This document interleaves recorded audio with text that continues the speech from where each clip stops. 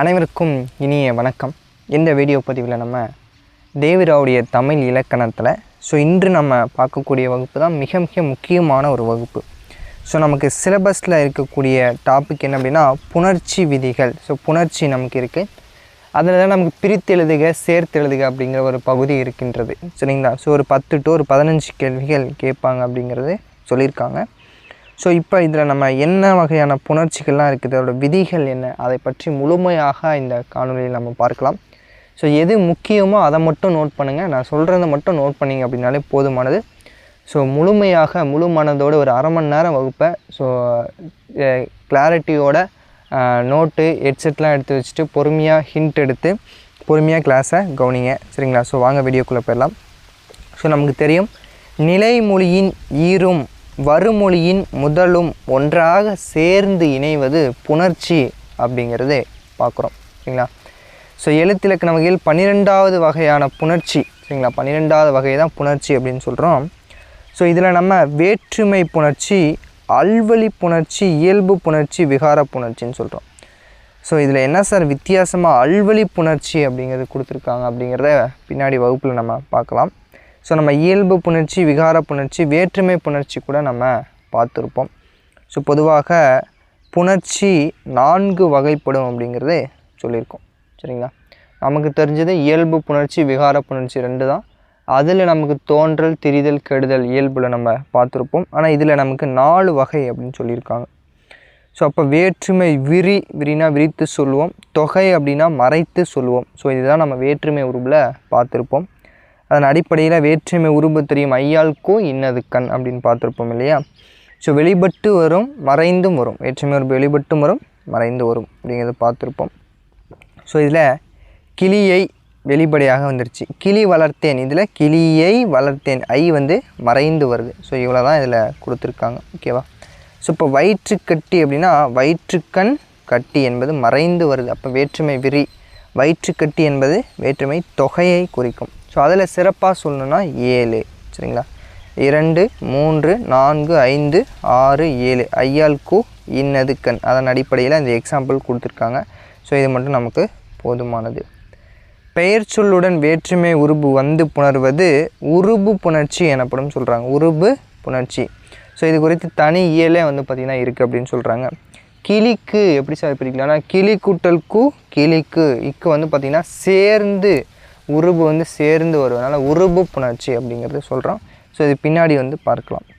அடுத்தது வேற்றுமை புணர்ச்சி பார்த்துட்டுமா. வேற்றுமை புணர்ச்சினா ஒன்றும் இல்லை, வேற்றுமை விரினா விரித்து சொல்கிறோம், தொகைனா மறைச்சி சொல்கிறோம், ஐயாளுக்கும் இன்னது கண். அவ்வளோதானே. அதுக்கு எக்ஸாம்பிள் சொல்கிறோம். ஃபஸ்ட்டும் கிடையாது, லாஸ்ட்டும் கிடையாது. அப்போ கிழமை வேற்றுமைன்னு என்னென்னு பார்த்தோம். சரிங்களா? விழி வேற்றுமைன்னு என்னென்னு பார்த்துருப்போம். கிழமை வேற்றுமைனா எந்த வேற்றுமையை சொல்லுவோம்? சரிங்களா? கிழமை அப்படின்னா 6ஆம் வேற்றுமையா, விழி அப்படின்னா பட்டு 8 பட்டுன்னு விழி அப்படின்னு சொல்லி பார்த்தோம். செய்யப்படும் பொருள்னா 2ஆம் வேற்றுமை பார்த்தோம். சரிங்களா? இது எல்லாமே அப்படியே நம்ம ரிவிஷன் ரீகால் பண்ணிட்டு வரோம். அவ்வளோதான். அடுத்தது அல்வழி புணர்ச்சி அப்படின்னா வேற்றுமை அல்லாத புணர்ச்சி அல்வழி புணர்ச்சி. அதாவது இரு சொற்களுக்கு இடையே வேற்றுமை உருபானது வெளிப்பட்டோ மறைந்தோ வராதது, வேற்றுமை உருவு மறைந்து வராதது அல்வழி புணர்ச்சி. ஊறுகாய் என்னது வினைத்தொகை. வேற்றுமை உருபு வெளிப்படையாகவும் சொல்லலை, மறைச்சும் சொல்லலை. என்னது வினைத்தொகையில் சொல்லிட்டோம். அப்போ ஊறுகாய் என்பது வினைத்தொகை. நிலாமுகம் நிலா போன்ற முகம். வள்ளி குட்டல் சிரித்தால் வள்ளி சிரித்தால் அப்படிங்கிறது ஒரு எழுவாய் தொடர் அப்படிங்கிற மாதிரி கூட நம்ம வச்சுக்கலாம். வேற்றுமை உருபு அல்லாது வந்துச்சுன்னா அதுதான் அல்வழி புணர்ச்சி. அல்லாதது வந்தால் அல்வழி புணர்ச்சி அப்படின்னு சொல்லிட்டோம். இவ்வளோ தான். இயல்புனாலே நமக்கு தெரியும். சரிங்களா? நிலைமொழியும் வருமொழியும் புணரும்போது இடையில் எந்தவித மாற்றமும் அடையாமல் இரு சொற்களும் ஒன்று சேர்வது இயல்பாக வந்துச்சுன்னா இயல்பு புணர்ச்சி. சரியா? ஒளி கூட்டல் விளக்கு ஒளி விளக்கு. அவ்வளோதான். பொன் கூட்டல் மலை பொன்மலை. ஏதாவது திரிதா கெடுதா ஒன்றுமே கிடையாது. அப்படியே டைரெக்டாக சொல்கிறோம். இயல்பாக புணர்வது இயல்பு புணர்ச்சி. அவ்வளோதான். இதோட நமக்கு போதும். இப்போ பார்க்கும்போது நீர் கூட்டல் ஓடை நீரோடை என நிலைமொழி ஈற்று உடல் மேல் வருமொழி முதலில் உயிர்வரின் ஒன்றுவதும். முக்குயிரல் மெய்விட்டு ஓடும் ஒன்று பார்த்துருப்போம். ஒன்றுவதும் இயல்பு புணர்ச்சி. நீர்க்குட்டல் ஓடை நீரோடை. சரிங்களா? உயிர்வரின் ஒன்றுவதும் இயல்பு புணர்ச்சி தான் சொல்கிறேன். அப்போ நீரோடை என்பது என்ன புணர்ச்சின்னு கேட்டாங்கன்னா இயல்பு புணர்ச்சி அப்படின்றது பார்க்குறோம். சரிங்களா, நீர் கூட்டல் ஓடை நீரோடை. அப்போ உடம்பெடு மெய் புணர்வதும் இயல்பு புணர்ச்சி. நடை ஈ இருக்கும். சரிங்களா, நம்ம ஈ வந்துச்சுன்னா ஈயை இரு. சரிங்களா, ஈரொற்று மெய்மாக்கம் உடல்நிலை மெய்மாக்கம் இதெல்லாம் பார்த்துருப்போம் இல்லையா. அதில் இப்போ ஈ வந்துச்சுன்னா ஈரொற்று மெய்மாக்கம்னு பார்த்துருப்போம். ஸோ அப்படி இந்த ஈ நடை குட்டல் அழகு உடம்பெடு மெய். சரிங்களா, உடம்பெடு மெய் வந்தாலும் அது இயல்பு புணர்ச்சியில் தான் வரும்னு சொல்கிறோம். ஸோ இப்போ நடை அழகு நீரோடை இது ரெண்டும் எக்ஸாம்பிள் முக்கியம். ஸோ விகார புணர்ச்சி தான் 3. சாரி, இப்போ நான் மாற்றி சொல்லியிருப்பேன், இயல்பு புணர்ச்சி 3ன்னு சொல்லியிருப்பேன். So sorry. ஸோ விகார புணர்ச்சி தான் 3. என்ன சார் அப்படின்னா தோன்றல், திரிதல், கெடுதல். தோன்றல், திரிதல், கெடுதல். ஸோ அப்போ நம்ம தோன்றல் அப்படின்னா என்னென்னு பார்த்துருக்கோம். பார்த்து கூட்டல் சிரித்தால், பார்த்து சிரித்தால். இந்த இச்சானது என்னது, தோன்றுது, புதிதாக ஒன்றை உள்ளே கொண்டு வரும். வெள்ளி கூட்டல் கிழமை, வெள்ளி கிழமை. ஸோ அந்த இடத்துல வெள்ளி இக்கு வருமா, படி கூட்டல் கட்டு படிக்கட்டு. அவ்வளோதான். தோன்றல் அப்படின்னா புதுசாக ஒரு எழுத்து உருவாகும். அவ்வளோதான். படித்து பார்த்தாலும் என்ன செஞ்சிடலாம், தோன்றல் ஆன்சர் போட்டுடலாம். பனங்காய். So very very very important. பிரித்து எழுதுக. பன கூட்டல் அம் கூட்டல் காய். தென்னங்காய் பிரித்து எழுதுக போடுங்க. தென்னங்காய் பிரித்து எழுதுக. ஆன்சர் பண்ணுங்கள் கமெண்டில். பனை கூட்டல் அம் கூட்டல் காய் பனங்காய். தென்னை கூட்டல் அம் கூட்டல் காய் வருமா, இல்லை தெம் கூட்டல் அம் கூட்டல் காய் வருமா அப்படிங்கிறத ஆன்சரை கமெண்ட் பண்ணுங்கள். 10 10 நமக்கு கொஷினில் கேட்டிருந்தோம் இல்லையா. 10 கூட்டல் இற்று கூட்டல் 10. இதுதான் என்னது 10 அப்படிங்கிறது 10 10ல் இதோட வேர்ச்சொல் அல்லது பகுதி என்னன்னு கேட்டாங்கன்னா 10 என்பது இதோட பகுதி. அப்போ இற்று கூட்டல் 10, 10 கூட்டல் இற்று கூட்டல் 10. தோன்றல் விகாரம். 10 10 எதில் வருது, தோன்றல் விகாரத்தில் வருது. மாதவியின் கூந்தல். மாதவி கூட்டல் இன் கூட்டல் கூந்தல். இன் என்பது 5ஆம் வேற்றுமை உருபு அன்று. சரிங்களா, இந்த இடத்துல 5ஆம் வேற்றுமை உருபு அன்று அப்படின்னு சொல்லிட்டான். ஸோ அடுத்து அவன்தான் சொன்னான். அவன் கூட்டல் தான் கூட்டல் சொன்னான். புளியங்காய். புளி கூட்டல் அம் கூட்டல் காய். இதெல்லாம் கேட்பாங்க. 10 10 புளியங்காய் இதெல்லாம் வெரி வெரி இம்பார்ட்டன்ட். சரியா, இவற்றில் இன் தன் அம் ஆகிய சாரியைகள் தோன்றல். சரிங்களா. ஸோ அடுத்தது திரிதல். பல்கூட்டல் பொடி. இந்த இல்லு எர்ராக மாறுது. இந்த இன் 2 சுழின் வந்தால் எர்ராக மாறும். 3 சுழின் வந்தால் இட்டாக மாறும். இதெல்லாம் நம்ம ஆல்ரெடி பார்த்துருப்போம். பற்பொடி, பொற்காலம், மண்குடம். இந்த இட்டு வந்தால் இந்த இன்னு. ஸோ இந்த மாதிரி குரூப் 4ல் ஒரு எக்ஸாம் கேட்டிருந்தாங்க. இப்போ கெடுதல். மரம் வேறு இம்மானது கெட்டுருச்சு. அவ்வளோதான். நீளம் இம்மானது கெட்டுருச்சு. திட்டம் கூட்டல் நன்மை, திட்ட நன்மை இம்மானது கெட்டு விட்டது. அப்போ கெடுதல் விகாரம். ஸோ இதெல்லாமே ரொம்ப ரொம்ப ஈஸியாக நம்ம போட்டுடலாம். ஸோ நாய் கூட்டல் கால், நாய்க்கால் தோன்றல். மரம் கூட்டல் கிளை இம்மு கெட்டு என்னது திரிஞ்சி மரக்கிளையாக மாறும். சரிங்களா, மரம் கூட்டல் கிளை மரக்கிளை புதிதாக ஒன்று தோன்றுது. சரிங்களா. பனை கூட்டல் காய். சரிங்களா, பன்காய் அப்படின்னு மாதிரி கடைசியில் பாருங்கள். பனை கூட்டல் காய், பன் கூட்டல் காய் ஐகாரம் கெட்டது. பன் கூட்டல் அம் கூட்டல் காயாக மாறி அம் வந்து சாரியை. அப்போ கடைசியாக என்ன சொல்கிறேன்னா பனங்காய். பனங்காய் பிரித்து எழுதுக. நம்ம மேலே என்ன பார்த்தோம், பனங்காய். பனை கூட்டல் அம் கூட்டல் காய். சரிங்களா, அப்போ பனை கூட்டல் அம் கூட்டல் காய் என்பது தான் சரி. பனை கூட்டல் அம் கூட்டல் காய். இதை மட்டும் ஞாபகம் வச்சுக்கோங்க. இதுக்கு தான் என்ன சொன்னேன், விதியெல்லாம் படித்தோம்னா நிறைய விதி இருக்கும், குழப்பிடும் நமக்கு. இது எப்படி வந்துச்சு, இந்த இங்கே பாருங்கள், இங்கே பனங்குன்னு கொடுத்துருக்காங்க, இங்கே பண்ணுன்னு கொடுத்துருக்காங்க. ஆனால் மேலே என்ன கொடுத்துருக்காங்க, பனை கூட்டல் அம் கூட்டல் காய்னு கொடுத்துருக்காங்க.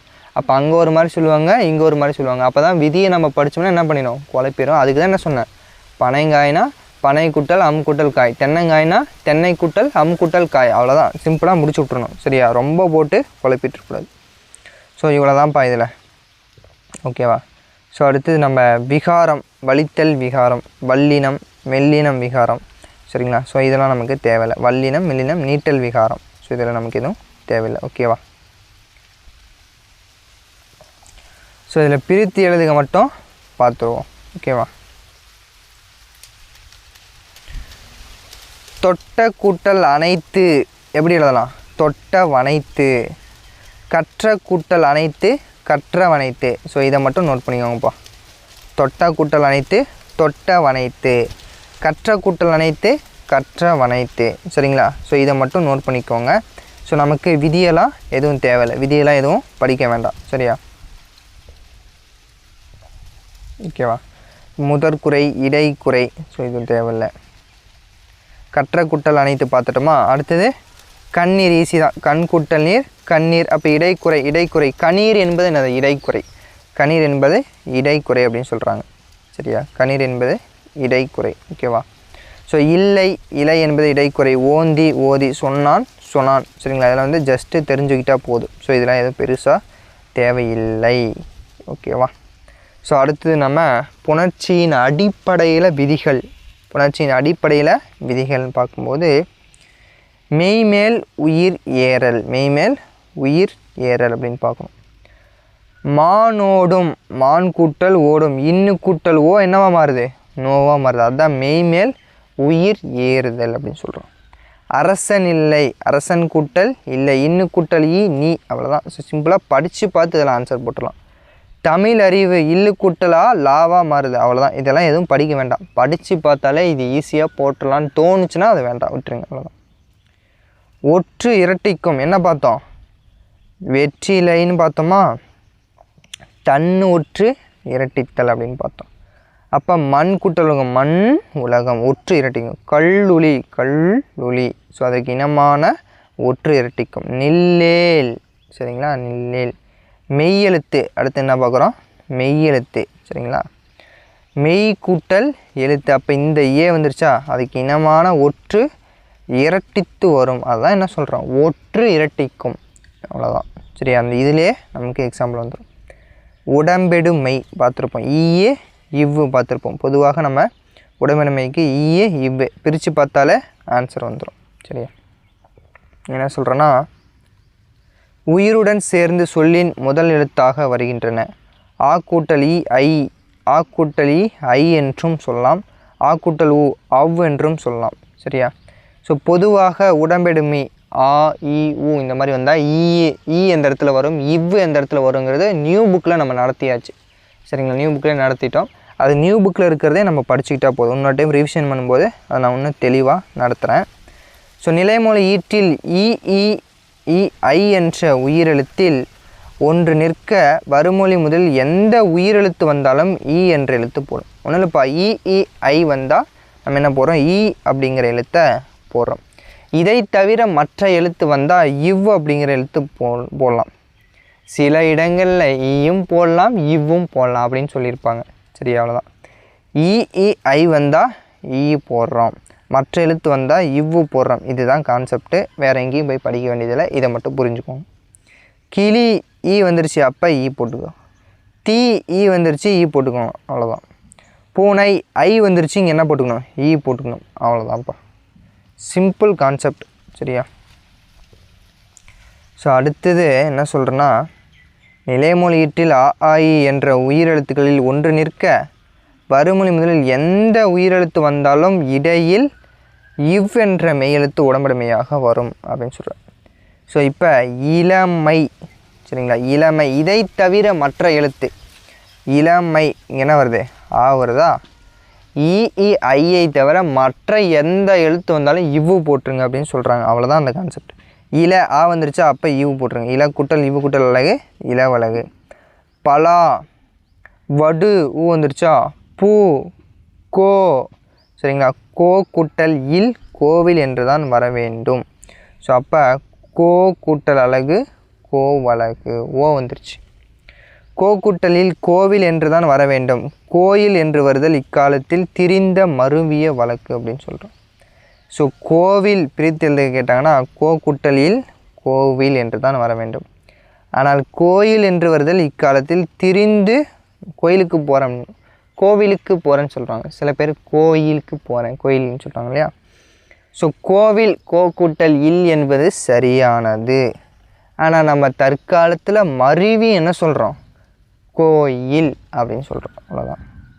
ஒன்றும் இல்லைப்பா, எதுவுமே குழப்ப வேண்டாம். இ இ ஐ வந்தால் என்ன? அந்த இடத்துல ஈ அப்படிங்கிறது போடுறோம். இந்த இஇஐ தவிர மற்ற எழுத்து வந்தால் என்ன சார் போடுறோம் அப்படின்னா இவ்வோ போடுறோம், அவ்வளோதான். இந்த ரெண்டே கான்செப்ட்டுக்கு தான் ஒரு புக்கில் 3-4 பேஜ் இந்த 2 கான்செப்ட் பற்றி தான் கொடுத்துருக்காங்க. சரிங்களா, ஒரு செகண்டில் நம்ம படிச்சுட்டு போயிடலாம். ஓகேவா, நான் சொன்னேன் இல்லையா, சில இடங்களில் ஏ நிலைமொழி ஈற்றில் ஏ என்ற உயிரெழுத்து வந்துச்சு அப்படின்னா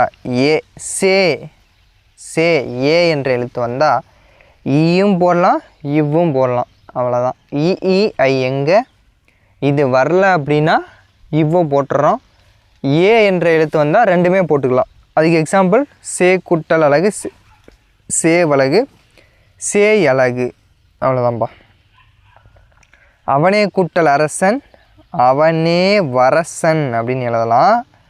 அவனே ஏ வந்துருச்சு இல்லை, அப்போ ஈயும் போட்டுக்கோங்க இவ்வும் போட்டுக்கோங்கன்னு சொல்லிட்டாங்க, அவ்வளோதான். ஓகேவா, அப்போ மேலும் தகவல் என்ன சொல்லுவாங்க, என்ன கூட்டல் ஓ என்னமோ அப்படின்னு சொல்கிறான்.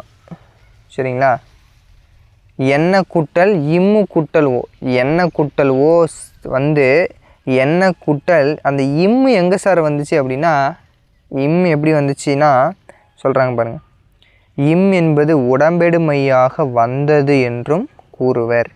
இதனை எழுத்து பேர் அப்படின்னு சொல்கிறோம். எழுத்து பேர்னா என்னப்போ, இந்த பகுபத உறுப்புகளில் அடங்காத ஒன்று, அடங்காததுன்னா என்னது, எங்கேருந்து வந்ததுன்னே தெரியாத ஒன்று எழுத்து பேர். அப்போ அந்த இம் என்பது உடம்பெடு மெய்யாக வந்தது என்று கூறுவர், அவ்வளோதான். ஸோ அப்போ இவ் என்ற உடம்பெடுமை தான் இம்மு ஓ. சரிங்களா, இவ்வு கூட்டல் ஓ வந்துடுதா, அப்போ அந்த இவ்வானது இம்மாக திரிந்து வந்தது அப்படின்னு சொல்கிறாங்க. ஸோ இதுதான் அந்த இம்மு வந்தது.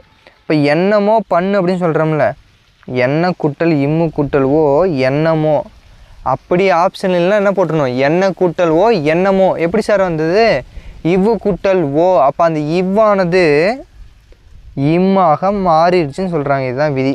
இப்போ புரியுதா ஏன் விதியை படிக்கக்கூடாதுன்னு சொல்கிறேன்னு? ஓகே, ஸோ இது இ வழி எவ்வும், ஏனைய உயிர் வழி வவ்வும். ஸோ நன்னூல் சொல்லியிருக்கோம், இதெல்லாம் நமக்கு தேவையில்லை. ஸோ அடுத்தது உயிர் வர குற்றியல் உகரம் கெடுதல், நாடு கூட்டல் இல்லை, இட்டு கூட்டல் இ நாடில்லை, கழுத்து கூட்டல் அறுப்பு கழுத்தறுப்பு, பங்கு கூட்டல் இல்லை பங்கில்லை, இயல்பில்லை, கயிறு கூட்டல் அருந்தது கயிறு அருந்தது, எஃகு கூட்டல் உடைந்தது எஃகு உடைந்தது. ஸோ இதெல்லாமே ஈஸியாக நம்ம போட்டுடலாம். சரி, அப்போ இதை வேண்டாம். ஓகே, அடுத்தது நடப்பது கூட்டல் ஏ நடப்பதுவே, நடப்பது கூட்டல் ஏ நடப்பதுவே, காண்பது கூட்டல் ஏ காண்பதுவே. இதை படித்து பார்த்தாலே என்ன செஞ்சலாம், ஆன்சர் போட்டுடலாம். சரி, அடுத்தது ஒற்று வந்து மிகுதல். சரிங்களா, இப்போ என்ன பார்க்குறோம், ஒற்று மிகுதல். நிலைமொழி ஈற்றில் உயிர் எழுத்து நிற்க வருமொழியில் கசதப வந்துச்சுன்னா இடையில் வந்த ஒற்று மிகும்.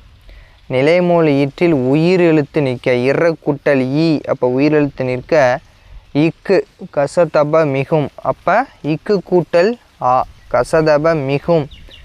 ஸோ மிகுந்துச்சு அப்படின்னா இங்கே என்ன வரும், வல்லொற்று மிகும் அப்படின்னு சொல்கிறோம். இப்போ ஏரி கூட்டல் கரை ஏரி கரை, பலா ஆ நிற்கிதா, அப்போ இச்சு கூட்டல் ஊ, இந்த இடத்துல என்னது வல்லொற்று, அதாவது கசதப மிகும். அப்படி மிகுந்துச்சு அப்படின்னா வல்லினம் அந்த இடத்துல மிகும். இது வல்லினம் மிகும்லேயே நம்ம படிச்சிருக்கோம். ஏரி குட்டல் கரை ஏரிக்கரை, பலா குட்டல் சுளை பலாச்சு, கோழி குட்டல் தலை கோழித்தலை, கிளி குட்டல் பச்சை கிளி பச்சை அப்படிங்கிறது சொன்னோம். சரியா, ஸோ அதே போல் தான் என்னதுன்னா மரம் குட்டல் கிளை. இந்த நிலைமொழி ஈற்றிலுள்ள மெய்யெழுத்தானது கெட்டு பின் அந்த நிலைமொழி உயிர் ஈராக இருந்தாலும் வருமொழி முதலில் கசதபம் மிகவும். ஸோ மெய்யெழுத்திங்கன்னா அது கெட்டு திரிந்து மாறுபடுதுன்னு சொல்கிறோம். மரம் இம்மானது கெட்டு இதற்கு இனமான இக்குன்னு இந்த இடத்துல வந்துடுது, கசதப மிகும். களம் கெட்டு இச்சு குட்டல் ஓ சோ, அப்போ இச்சு வருது. வட்டம் இப்போ கெட்டுறது இப்போ குட்டலா, அப்போ இந்த இடத்துல இப்போ வந்துடுது. ஸோ இவ்வளோ தான் சொல்கிறோம். நிலம் தா வந்துருச்சு, இத்து குட்டலா, அப்போ நில தாவரம். ஸோ நிலந்தாவரம் அப்படின்னு சொல்லலாமா சார்னா அதுவும் சொல்லலாம். நிலத்தாவரம் நிலந்தாவரம், நிலங் இத்துக்கினமான இந்து அப்படிங்கிறது வரும் அப்படிங்கிறதும் நம்ம சொல்லலாம். சரியா, சோழன். ஸோ அப்போ இந்த இடத்துல இப்போ கூட்டலாப்பா, இந்த இன்னு கெட்டுச்சுன்னா சோழப்படை. இவ்வளோதான்ப்பா. ஸோ இதில் என்ன தேவையோ அதை மட்டும்தான் சொல்லியிருக்கேன், அதை மட்டும்தான் டீச் பண்ணியிருக்கேன். Very very important video. ஓகேவா? அடுத்து நம்ம பார்க்கக்கூடியது உயிரீற்று புணர்ச்சி அப்படிங்கிறத பார்ப்போம்.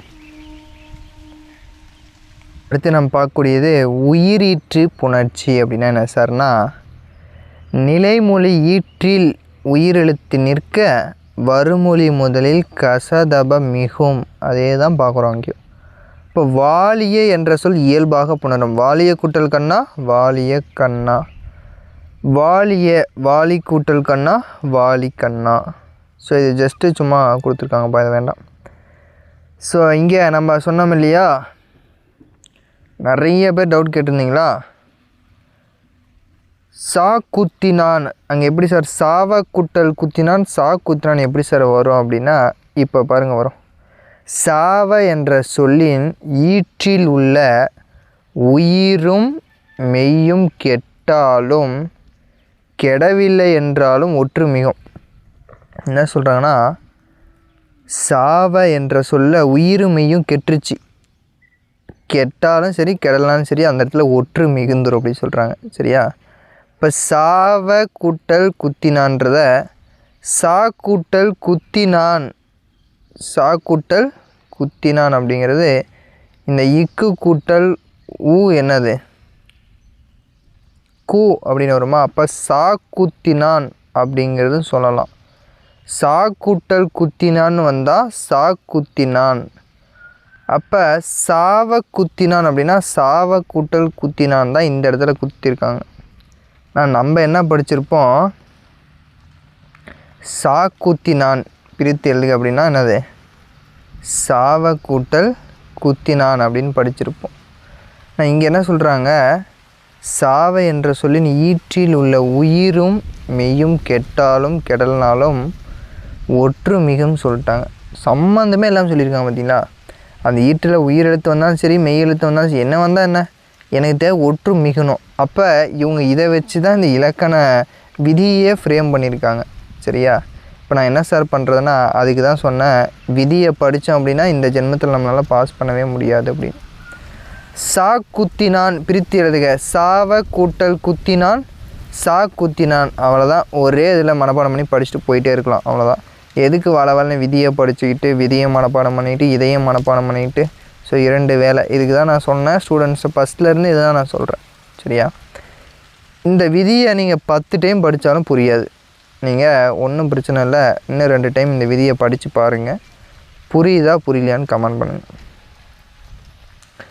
பல சில நமக்கு தெரியும், பல பல சில சில, பல பல இடையில் ஒற்று மிகும் வரும், சில சில. சரிங்களா? இயல்பாக புணரும், இடையில் ஒற்று மிகுந்தும் புணரும் அப்படின்னு சொல்கிறோம். ஸோ அடுத்தது இந்த குண்டு இல்லானது 3 வகையாக சொல்லலாம். குண்டு இல்லானது இறமரும், பல பல அப்படியே சொல்லிடலாம், பல பல இப்போ வரும். அப்போ பல கூட்டல் பல பற்பல அப்படின்னு சொல்லலாம். 3 விதமாக நம்ம அந்த இதை சொல்லலாம் அப்படிங்கிறது சொல்கிறாங்க. ஸோ இன்னொரு விதமாகவும் சொல்லலாம் அப்படின்றாங்க. பல கூட்டல் கலை, ஸோ பல்கலை பலகலை, சில கூட்டல் வலை சில்வலை சிலவலை, இரண்டுமே சரிதான். ஸோ அப்போ இதிலிருந்து பெருசாக நமக்கு கேட்க மாட்டாங்க. ஸோ இதுவே போதுமானது. ஸோ அடுத்தது நிலா போன்ற சொற்கள், நிலா கூட்டல் ஒளி. சரிங்களா? ஆ வந்துருச்சு அப்படின்னா நிலா கூட்டல் ஒளி நில ஒளி அப்படின்னு பார்க்குறோம். சரிங்களா? அப்போ நிலா ஒளி அப்படிங்கிறது நிலா கூட்டல் ஒளி தான் சார் வரும். இங்கே நிலா கூட்டல் ஒளி நில ஒளின்னு கொடுத்துருக்காங்களே, எப்படி சார் அப்படின்னா,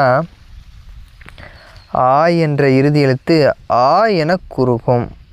இப்போ நிலா கூட்டல் ஒளி நில கூட்டல் ஒளி, ஆகாரம் அகரமாக மாறிடுச்சு. நில கூட்டல் இவ்வு கூட்டல் ஒளி, வகரம் உடம்பெடு மெய் பெற்றது. அப்போ நில ஒளி, இவ்வு கூட்டல் ஓ அப்படின்னு சொல்லுவோம். அப்போ பெரிய ஆவானது சின்ன ஆவாக மாறிடுச்சு. இதை தான் அங்கே சொல்கிறோம், நிலா கூட்டல் ஒளி நில ஒளி அப்படின்னு சொல்கிறோம். சரிங்களா? ஸோ இதுதான் கான்செப்ட். அப்போ நிலா கூட்டல் வந்தது என்ன சார் வரும், நில வந்தது அப்படின்னு போடலாமா அப்படின்னா, இங்கே ஆகாரம் அகரமாக குறுகும்போது ஊ என்ற எழுத்தை பெற்று வரும் அப்படின்னு சொல்கிறோம். சரிங்களா? ஆகாரம் அகரமாக குறுகும்போது ஊ என்ற எழுத்தை பெற்று வந்துச்சு அப்படின்னா நில என்ன பார்த்தோம், நிலா கூட்டல் வந்தது. நிலா கூட்டல் வந்தது, நிலா வந்தது தான் சார் வரும். ஆனால் இங்கே என்ன சொல்கிறாங்க, நிலவு வந்தது. நிலா கூட்டல் வந்தது, நில கூட்டல் இவ்வு கூட்டல் வந்தது, வகர உடம்பிடுமை பெற்றது. இப்போ இவ்வு கூட்டல் ஊ என்னவா மாறுது, ஊவாக மாறுது. அப்போ நிலவு வந்தது அப்படின்னு சொல்கிறோம். ஸோ மெய்மேல் உயிர் ஏறிற்று. சரிங்களா? அப்போ நிலா கூட்டல் வந்தது, நிலவு வந்தது. இதுதான் இதோட பிரித்து எழுதுக. சரிங்களா? நிலா கூட்டல் வெளிச்சம், நிலா வெளிச்சம். இது ஏங்க சார் பிரியல அப்படின்னா, இந்த மாதிரி எந்த மாற்றமும் இல்லாமல் டைரெக்டாகவும் புணரும் அப்படிங்கிறது சொல்கிறோம். இந்த விதிக்கு தகுந்த மாதிரி ஒரு எக்ஸாம்பிளை கொடுத்துருக்காங்க, அவ்வளோதான். சரிங்களா? சுறா சுறவு, கனா கனவு, புறா புறவு, அரா அரவு. ஆ வந்துருச்சு அப்படின்னா என்ன பார்க்குறோம், நிலா கூட்டல் வந்தது அப்படின்னா என்ன பார்க்குறோம், நிலவு வந்தது. நிலா கூட்டல் ஒளி, நில ஒளி. சரிங்களா? அந்த லைனை புரிஞ்சுக்கோங்க. இந்த மாதிரி எந்த இடம் வந்தாலும் சுறா கூட்டல் வந்தது, சுறவு வந்தது. கனா கூட்டல் வந்தது அப்படின்னா கனவு வந்தது. கனா வந்துச்சுன்னா என்ன கனா வந்துச்சு அப்படின்னு சொல்கிறோம், கனவு வந்தது. சரியா? ஸோ அப்போ இந்த இடத்துல இது வெரி வெரி இம்பார்ட்டன்ட், நோட் பண்ணி வச்சுக்கோ. கடா விலங்கில் ஆண். கடா அப்படின்னா ஆண், கடா மாடு மாதிரி இருக்கிற மாதிரி அப்படின்னு சொல்கிறோம் இல்லையா? மிடா அப்படின்னா பானையம். மிடா அப்படின்னா பானை போன்ற எவ்வித மாற்றமின்றி இல்லை. மிடானா பானைப்பா, கடானா விலங்கில் ஆண். சரிங்களா? கடா கூட்டல் மேய்ந்தது, கடா மேய்ந்தது. மிடா கூட்டல் வாங்கினேன், மிடா வாங்கினேன். இப்போ சார் மிடா வாங்கினேன்னா, மிடானா என்ன சார், அதான் என்ன சொல்லிட்டாங்க, பானை என்று பொருள். அப்போ பானையை வாங்கினேன், பானை வணைந்தேன், வாங்கி வணைந்தேன் அப்படின்னு சொல்லலாமா? இப்போ நாளி உரி நம்ம பார்த்துருப்போம் இல்லையா? நாடுரி எப்படி சார் பிரிக்கலான்னா, நாளி கூட்டல் உரி நாடுரின்னு எப்படி சார் வந்துச்சுன்னா அதுக்கு தான் விதியை கொடுத்துருக்குறாங்க. சரியா? என்ன விதி சொல்கிறாங்கன்னா, நாளி என்ற சொல் நிலைமொழியாக நிற்க வருமொழி உரி என்ற சொல் வந்தால் நாளி என்ற சொல் இறுதியில் உள்ள உயிரும் மெய்யும் லீ கெடும் அப்படின்னு சொல்கிறோம். லீ கெடும். நாளின்ற சொல் வந்துச்சு அப்படின்னா லீ கெடும். அப்போ நா கூட்டல் உரி கெட்ட பின்னாடி அவ்விடத்தில் இட்டு என்ற எழுத்து வரும். அந்த லீ கெட்ட பின்னாடி என்ன சொல்கிறோம், இட்டு என்ற எழுத்து வரும். அப்போ நாட்டு கூட்டல் உரி, அப்போ இட்டு கூட்டல் ஊ டூ. அப்போ நாடுரி மேய்மேல் உயிர் ஏறியது. சார் ஒன்றுமே புரியலையே சார் அப்படின்னா நான் என்ன சொல்கிறேன், நாடுரி அப்படின்னா நாளி கூட்டல் உரி அப்படின்னு படிச்சுக்கப்பான்னு சொல்கிறேன். நீங்கள் என்ன சொல்கிறீங்க, இல்லை சார் எனக்கு விதி தான் வேணும் அப்படின்னா உங்கள் விதியை மாற்ற முடியாது. ஸோ இன்னொரு டைம் சொல்கிறேன் பாருங்கள். நாளி கூட்டல் உரி அப்படின்னு வந்துச்சுன்னா அந்த லீ கெட்டுருச்சு. அடுத்து என்ன பண்ணலாம், நா கூட்டல் உரி அப்படின்னு வந்துருச்சு. அந்த லீ கெட்டுருச்சு இல்லையா, கெட்ட பின்னாடி இந்த இடத்துல இட்டு அப்படிங்கிற எழுத்து வரும். ஏன் வரும், எதுக்கு வரும், எந்த இதுவுமே அந்த இடத்துல என்னது சொல்லியிருக்காங்களா, இட்டு வரும்னு சொல்லியிருக்காங்களா, கிடையாது. ஸோ அவங்க அந்த இட்டுன்ற எழுத்தை வரும்னு சொல்லிட்டாங்க, அவங்களா ஒன்று சேர்த்துக்கிட்டாங்க. அப்போ அந்த இட்டு வந்துச்சு அப்படின்னா இட்டு கூட்டல் ஊ டூவாக மாறி அதான் நாடுரின்னு வரும்பான்றாங்க. அவ்வளோதான். இப்போ புரியுதா? விதியே அவங்களே ஏதாவது ஒன்று உள்ளே கொண்டு வந்து போட்டிருப்பாங்க. அந்த இதுக்கு தகுந்த மாதிரி, அந்த பிரித்தலுக்கு தகுந்த மாதிரி, பிரிக்க தகுந்த மாதிரி விதியை அவங்களே கொண்டு வந்து சேர்த்திருப்பாங்க. இதுக்கு தான் விதி என்ன செய்யக்கூடாது, படிக்கக்கூடாது அப்படின்னு சொல்கிறோம். இப்போ விதியும் மனப்பாடம் பண்ணணும், பிரித்தலுக்கும் மனப்பாடம் பண்ணணுமா இல்லையா?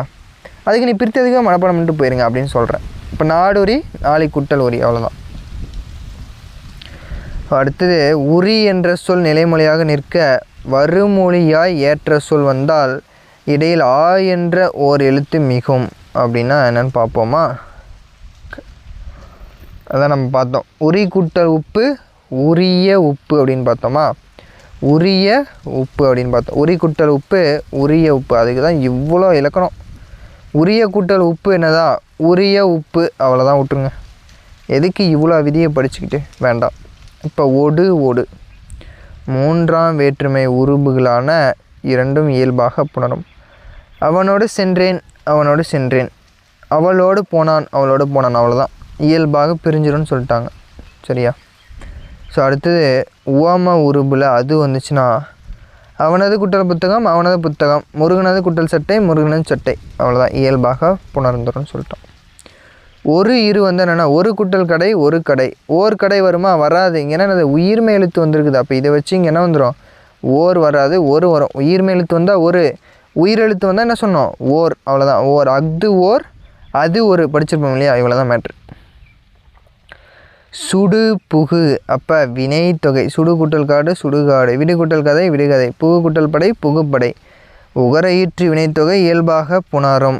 வினைத்தொகையில் வழி மிகுமா மிகாது. ஏன் சார், விதியை படிச்சிருப்போம். சரியா? அது இது போன்றன, அது குட்டல் போனது அது போனது இயல்பாக பிரிஞ்சிடும். சரிங்களா? அப்போ அடுத்தது குற்றிய லுகரம் எத்தனை வகை பார்த்தோம், 6 வகைப்படம் பார்த்தோம். ஸோ பாட்டு கொக்கு காற்று சொத்துலாம் என்னது கசட தபர. சரியா? வன்தொடர் குற்றியலகுரத்தில் பார்த்துருப்போம். சரியா? இப்போ பாட்டு கூட்டல் சிறந்தது இனமான இச்சு, இந்த இடத்துல இப்பு இத்து இப்பு எல்லாமே சேருது, அவ்வளோதான். வேற்றுமை புணர்ச்சி நம்ம ஆல்ரெடி என்ன செஞ்சிட்டோம் பார்த்துட்டோம். ஸோ அடுத்தது வந்து கூட்டல் போனான் மென்தொடர் குற்றியலுகிறோம் வழிப்புணர்ச்சியில் ஒற்று மிகாது. எந்த இடத்துல சார் அப்படின்னா வந்து கூட்டல் போனான் இப்போ வருமா மிகாது. மென்தொடர் குற்றியலுகிறோம் என்னென்ன நமன மென்தொடர் குற்றியலுகிறத்தில் சில இடங்களில் ஒற்று மிகாது. வந்து போனான் 3 கடல் நெஞ்சு பொரிது. ஸோ இதை நோட் பண்ணிக்கோங்க. இது வேற்றுமை புணர்ச்சி. பாட்டு கூட்டல் கேட்டேன் பாட்டு கேட்டேன் பாட்டை கேட்டேன். கொக்கு குட்டல் பார்த்தேன் கொக்கு பார்த்தேன் கொக்கை பார்த்தேன் அப்படின்னு வருதா. காற்று குட்டல் திசை காற்று திசை காற்றினது திசை. சொத்து குட்டல் கொடுத்தார் சொத்தை கொடுத்தார். இப்போ வேற்றுமை விரியில் என்ன செஞ்சோம் வழி மிகும்னு பார்த்தோம் 2, அடுத்து என்னது 4. சரியா? இவ்வளோதான்ப்பா. ஸோ இடைத்தொடர் ஆயுதத்தொடர். சரிங்களா? எரல வளல இடைத்தொடர்லையும் மிகலை, எஃகுலேயும் மிகலை, நாடு நெடில் தொடர்லையும் மிகலை, முதுகு உயிர் தொடர்லையும் வழி மிகலை, அதுதான் சொல்கிறாங்க. சரியா? இப்போ அடுத்தது வேற்றுமை புணர்ச்சியில் மார்பு கூட்டல் கண்டேன் மார்பு கண்டேன் மார்பை கண்டேன் அப்படின்னு சொல்கிறோம். எஃகு கூட்டல் சூடு எஃகினது சூடு, அப்போ எஃகு சூடு அப்படியே சொல்லிடுறோம். காது கூட்டல் பார்த்தேன் காதை பார்த்தேன். முதுகு கூட்டல் சொரிந்தான் முதுகை சொரிந்தான். இது என்னது வேற்றுமை தொகை. வேற்றுமை தொகையில் வழி மிகுமா மிகாது. சரியா? ஓகே. ஸோ அவ்வளோதான்ப்பா. அப்போ குற்றியலுகிற புணர்ச்சியில் ஒற்று இரட்டிக்கும். ஸோ இது ரொம்ப ரொம்ப ரொம்ப முக்கியம். பார்க்கலாமா?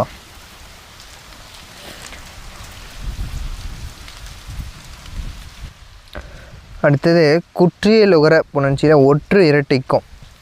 ஸோ வேற்றுமை புணர்ச்சியில் டூரு என்று முடியும் நெடில் தொடர் குற்றியலுகரத்திலும் உயிர் தொடர் குற்றியலுகரத்திலும் ஒற்று இரட்டிக்கும். சரியா? நெடில் தொடர் உயிர் தொடர். நாடு கூட்டல் பற்று நாட்டு பற்று நெடில் தொடரில் மிகவும். மாடு வீடு இதெல்லாமே நெடில் தொடர். சரிங்களா? நாடு கூட்டல் மருந்து நாட்டு மருந்து இந்த இடத்துல வருமா வராது. வீடு கூட்டல் நாய் வீட்டு நாய் இந்த இடத்துல வருமா வராது. சரியா? ஆறு கூட்டல் பாசனம் ஆற்று பாசனம். சோறு கூட்டல் பானை சோற்று பானை ஈஸி. முரடு உயிர் தொடர் குற்றியலுகத்தில் என்னது வலி மிகவும் முரட்டு காலை. வயிறு உயிர் தொடர் குற்றியலுகிற வயிறு கூட்டல் பசி வயிற்று பசி. நம்ம புக்கில் படிச்சிருப்போம் புக் பேக் கொஷினே கயிறு கூட்டல் கட்டில் எப்படி சார் மிகும்னா உயிர் தொடர் குற்றியலுகரம் பின் வலி என்ன செய்யும்? மிகும். அப்போ கயிறு கூட்டல் கட்டில் கயிற்று கட்டில். ஸோ இந்த இடத்துல வேற்றுமை புணர்ச்சியில் டூரு என்று முடியும் நெடில் தொடர் குற்றியலுகரத்தில் மட்டும்தான் அதுவும் என்னது முடியும். அதை மட்டும் படிச்சுக்கணும். சரிங்களா? டூ ரோ வேறு எங்கேயும் மிகாது. சரியா? விளையாடு கூட்டல் பருவம் விளையாட்டு பருவம். நெடிலோடு உயிர் தொடர் குற்றியலுகரம் டாரா ஒற்று இரட்டம். அதாவது டூரு டாரா அப்படின்னு வச்சுக்கலாமா? ஸோ அந்த இடத்துல என்னது ஒற்று மிகுந்து வரும். நெடில் தொடர் குற்றியலுகரத்துலேயும் உயிர் தொடர் குற்றியலுகரத்துலேயும் வரும். அடுத்தது டெஸ்ட்டில் கேட்ட கொஷின்னு இங்கே வந்திருக்குன்னா குற்றியலுகர புணர்ச்சியில் மெல்லினம் வல்லினமாகும். மென்தொடர் குற்றியலுகரத்தில் உள்ள மெல்லெழுத்து சில இடங்களில் வல்லெழுத்தாக மாறும். இப்போ இரும்பு மெல்லெழுத்து வல்லெழுத்தாக மாறும். இரும்பு கூட்டல் பாதை பார்த்தோம். இருப்பு பாதை. நஞ்சு கூட்டல் பல் நச்சு கூட்டல் பல். இந்த இஞ்சானது இச்சாக மாறும். அதுதான் அது மெல்லெழுத்து வல்லெழுத்தாக மாறும். நச்சுப்பல் அப்படின்னு சொல்கிறோம். மருந்து கூட்டல் பை மருந்து பை அப்படின்னு சொல்லலாம். மருத்து பை. இந்த இன்னானது இத்தாக மாறும். சரிங்களா? எந்த இடத்துல? மென்தொடர் குற்றியலுகரம் ஞனன நமன. இதுதான் இங்கே ரொம்ப முக்கியம். ஸோ இப்போ இரும்பு கூட்டல் பாதை எப்படி சார் வந்துச்சு? மென்தொடர் குற்றியலுகரத்தில் மெல்லெழுத்து சில இடங்களில் வல்லெழுத்தாக மாறும். சரிங்களா? அப்போ ஞனன மனன என்ன மாறும்? கசட தபராக மாறும். இப்போ இரும்பு இம்பு வந்தால் அந்த இடத்துல இப்பாக மாறும். அதுதான் சொல்கிறோம். சரியா? திசை பெயர் நமக்கு தெரியும். வடக்கு கூட்டல் கிழக்கு, வடகிழக்கு, வடமேற்கு. ஸோ இது எல்லாமே திசை பெயர் வந்தாலே ஈஸியாக போட்டுடலாம். ஸோ நமக்கு இது முக்கியம். குடக்கு குடை வந்து மேலே தான் பிடிப்போம். குணக்குனா கிழக்கு. சரிங்களா? குடக்குனா மேலே, தென்றல்னா தெற்கு. சரிங்களா? வடக்குனா வாடை. ஓகேவா? ஸோ இது பார்த்துருப்போம். அடுத்தது மேற்கு கூட்டல் நாடு மேநாடும் கரெக்டு தான், மேல் நாடும் கரெக்டு தான், மேலை நாடும் கரெக்டு தாங்கிறாங்க. கிழக்கு கூட்டல் திசை கீழ் திசை இத்து வரும், கீழை திசை எல்லாமே சரிதான். சரியா? ஓகே. திசை பெயர்கள் எந்த மாற்றமும் இன்றி அப்படியே டைரெக்டாகவும் புணரணும்னு சொல்லிட்டாங்க. ஸோ அப்போ திசை பெயர்கள் மீன் வலி மிகுமா மிகாதா சார்னு கேட்டால் கண்டிப்பாக வலி என்ன செய்யும்? மிகும் அப்படிங்கிறது பார்க்குறோம். ஸோ அடுத்தது தேங்காய்னு ஒன்று படிச்சிருக்குமே சார். ஸோ அடுத்தது தேங்காய் எப்படி சார் தெங்கு கூட்டல் காய் வந்துச்சு அப்படின்னீங்களே. ஸோ எனக்கு விதி வேணும் சார், விதி வேணுங்களே. ஸோ வாங்க பார்க்கலாம். தெங்கு என்ற சொல் நிலைமொழியாக நிற்க வருமொழியாக காய் என்று வந்தால் தெங்கு என்பதில் முதலில் உள்ள உயிர் நீளும், இறுதியில் உள்ள உயிரும் மெய்யும் கெடும். அவங்களா ஒரு விதியை கொடுத்துட்டு சொல்லியிருக்காங்க. தெங்கு கூட்டல் காய் முதல்ல தே அப்படிங்கிறது நீளும், அப்போ தேவாக மாறும். தேங்கு கூட்டல் காய். இறுதி உயிரும் மெய்யும் கெடும், அப்போ இக்கு கூட்டல் ஓ என்னது உயிரும் மெய்யும் கெட்டுருச்சு. அப்போ தேங்கு கூட்டல் காய் இயல்பாக தேங்காய்னு புணர்ந்தது. தேங்காய் எப்படி சார் பிரிக்கலான்னா தெங்கு கூட்டல் காய் ஒன்றும் இல்லைப்பா. இங்கே பாருங்கள், தேங்காயா தெங்கு கூட்டல் காயா. ஸோ என்ன சொல்கிறாங்கன்னா தெங்கு என்ற சொல் நிலைமொழியாக நிற்க, அதாவது முதல் மொழியாக நிற்க வருமொழியில் காய் வந்துச்சு அப்படின்னா இந்த தெங்கு ஆனது நீளும் அப்படின்னா என்ன, அதாவது நெடிலாக மாறும். அப்போ தேவாக மாறும். சரியா? இது புரிஞ்சிச்சா? தேவாக மாறும். இந்த இறுதியில் இருக்கிற உயிரும் மெய்யும் கெடும், அப்போ இக்கு குட்டல் ஓ, அப்போ மெய் வந்து இக்கு, உயிர் வந்து ஓ, உயிரும் மெய்யும் கெட்டுருச்சு. அப்போ கூ வந்து கெட்டுருச்சு, தே வந்து தேவாக மாறிடுச்சு. அடுத்து என்ன இருக்குது? தேங் கூட்டல் காய் என்னவா மாறுது? தேங்காயாக மாறுது. அவ்வளோதான்ப்பா கான்செப்ட். ஸோ இவ்வளோ தான் சொல்கிறாங்க. தொல்காப்பியர் காலத்தில் தெங்கங்காய் என்று தான் சொல்கிறாங்க. சரிங்களா? அப்போ தெங்கங்காய் என்பது தேங்காய் என்று மாறிட்டு. தேங்காய் எப்படிப்பா வந்துச்சு? தெங்கங்காயிலிருந்து மாறிச்சு. தெங்கு நீண்டு ஈற்று உயிர்மை கெடும் காய்வரின் நன்னூல் சொல்கிறாங்க. தெங்கங்காய் தேங்காய், தெங்கு குட்டல் காய் தேங்காய். ஸோ எல்லாமே நம்ம டெஸ்ட்டில் கொடுத்த கொஷின் தான். சரிங்களா? அடுத்தது எண்ணு பெயரில் 1 2 3 அப்படின்னு பார்க்கும்போது ஸோ நமக்கு தெரியும். ஓகேவா? இந்த பாட்டில் இருக்கட்டும், இதுக்கு மேலே நடத்தினாலும் ஒன்றும் புரியாது. நம்ம எண்ணு பெயர்கள் பின் வழி மிகும் அப்படிங்கிறது தெரியும். ஸோ அது எப்படி மிகும் அப்படிங்கிறத அடுத்த பாட்டில் பார்க்கலாம். வெரி வெரி இம்பார்ட்டன்ட் வீடியோவை முழுமையாக பார்த்து என்ன சொன்னோன்னா அந்த விதியை எழுதி நோட் பண்ணி வச்சுக்கோங்க. திரும்ப விதியை நடத்தலைன்னு சொல்லி நீங்கள் கேட்டுட்ருக்கூடாது. என்னுடைய கடமையை நான் கரெக்டாக செஞ்சுட்டேன். ஸோ கண்டிப்பாக இந்த வீடியோ ரொம்ப ரொம்ப யூஸ்ஃபுல்லாக இருந்திருக்கும் அப்படின்னு நினைக்கிறேன். மீண்டும் அடுத்த ஒரு அற்புதமான வீடியோவில் சந்திக்கலாம். Thank you so much.